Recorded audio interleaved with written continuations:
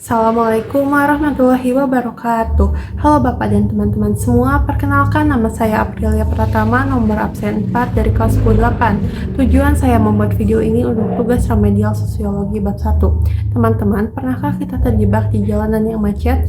Kadang secara spontan kita langsung menebak-nebak, mungkin karena orang malas naik kendaraan umum. Nah, sebenarnya dalam sosiologi cara berpikir seperti itu tidak diperbolehkan. Dari pengalaman itu saya jadi teringat tentang ciri-ciri sosiologi yang akan saya bahas pada kesempatan kali ini. Langsung saja kita beralih ke poin utama, yaitu ciri-ciri sosiologi. Ternyata sosiologi ini merupakan suatu ilmu sosial yang memiliki karakteristik berbeda dibandingkan ilmu sosial yang lainnya. Maka di sini terdapat 4 sifat dalam sosiologi atau 4 ciri dalam sosiologi. Ciri yang pertama yaitu bersifat empiris. Artinya bahwa sosiologi ini didasarkan pada hasil observasi terhadap kenyataan dan akal sehat yang sifatnya itu tidak boleh spekulasi, artinya tidak boleh menduga-duga. Contoh, ketika ada suatu fenomena sosial seperti kemacetan, kita tidak bisa menduga-duga bahwa penyebab dari kemacetan mungkin bisa terjadi karena seseorang malas untuk menggunakan kendaraan umum, atau mungkin seseorang terbiasa menggunakan kendaraan pribadi dan menyebabkan kemacetan. Kalimat mungkin di sini perlu kita garis bawahi sebagai tanda bahwa hal tersebut bisa dikatakan spekulasi atau menduga-duga. Hal tersebut tidak sesuai dengan sifat empiris pada sosiologi, terjadi dalam mengkaji atau menganalisis penyebab dari munculnya suatu fenomena, misalkan tadi yaitu kemacetan. Tidak boleh menduga-duga dan harus berdasarkan pada sebuah penelitian yang menunjukkan hasil mengapa seseorang lebih memilih untuk menggunakan mobil pribadi ketimbang kendaraan umum. Nah, akhirnya mengakibatkan kemacetan. Kemudian yang kedua yaitu bersifat teoritis. Ini adalah menyusun abstraksi dari hasil observasi yang konkret di lapangan.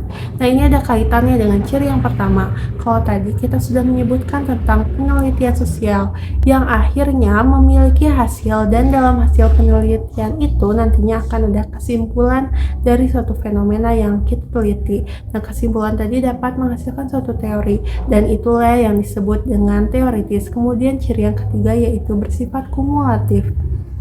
Kumulatif di sini artinya adalah sosiologi dibentuk dari teori-teori yang sudah ada kemudian dapat diperbaiki dan diperluas lagi.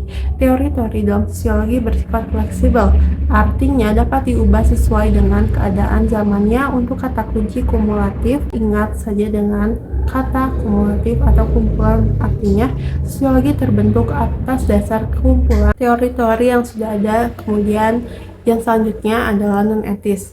Artinya sosiologi tidak membenarkan pandangan yang baik atau buruk terhadap fakta tertentu, tetapi menjelaskan faktor tersebut secara ilmiah dan mendalam. Misalkan kita semua sepakat bahwa pembunuhan itu merupakan suatu tindakan yang tidak baik, tapi dalam ilmu sosiologi kita tidak bisa langsung menilai bahwa perilaku orang yang membunuh tadi itu adalah perilaku yang buruk. Nah, melainkan dalam ilmu sosiologi harus dikaji terlebih dahulu atau dianalisa terlebih dahulu mengapa ya seseorang melakukan pembunuhan, sehingga kita tahu latar belakang terjadinya pembunuhan yang dilakukan oleh seseorang terhadap orang lain. Bisa kita katakan bahwa suatu fenomena yang terjadi dalam masyarakat ini kita tidak bisa langsung menilai bahwa hal tersebut baik atau hal tersebut buruk, tetapi kita harus melihat dalam latar belakangnya kenapa hal itu bisa terjadi, sehingga hasil tidak spekulasi atau menduga-duga.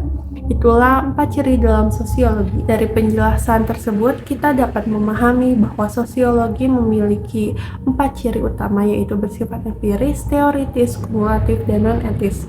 Dengan keempat ciri ini, sosiologi membantu kita melihat fenomena sosial secara lebih ilmiah, tidak hanya berdasarkan dugaan semata. Bagi saya, contoh sederhana seperti kemacetan tadi saja sudah cukup membuat kita sadar bahwa sosiologi sangat relevan dengan kehidupan sehari-hari. Semoga penjelasan ini bermanfaat dan bisa menambah pemahaman kita semua. Terima kasih. Wassalamualaikum warahmatullahi wabarakatuh.